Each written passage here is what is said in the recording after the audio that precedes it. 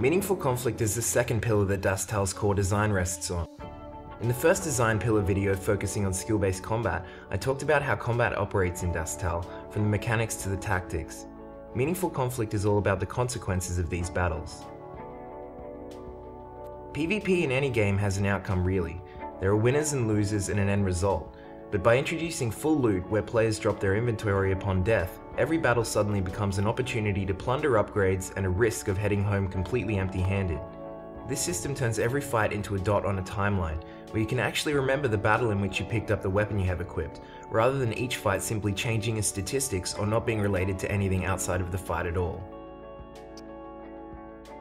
Fights in Dust Tal are typically over things that matter, although there are certainly times when players encounter each other and skirmish for the fun of it. Groups will normally engage each other when they converge on resource-rich areas. Here they will fight to control the area and then make their getaway with their enemy on their heels. PvP for the sake of PvP can be fun, and as I mentioned with full loot, there is always upgrades to be had, but in Dust Tal battles will be fought over key areas in order to access the resources needed to build and craft. When a clan has gathered enough resources, they can use them to claim a settlement. Settlements offer private building, crafting and storage, and better quality items than are available at the neutral settlements.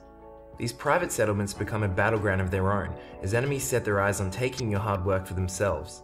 Siege fights will play a major part of large-scale PvP in Dust Tal, and ownership of settlements will trade back and forth as clans push for more and better land.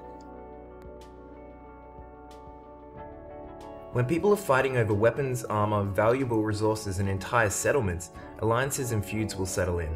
On a server with only 200 players online at peak, you will remember the names of the clans who mercilessly attack you while you're trying to craft in the neutral settlement, and maybe you'll reach out to another clan who comes to your aid, and offer to form an alliance.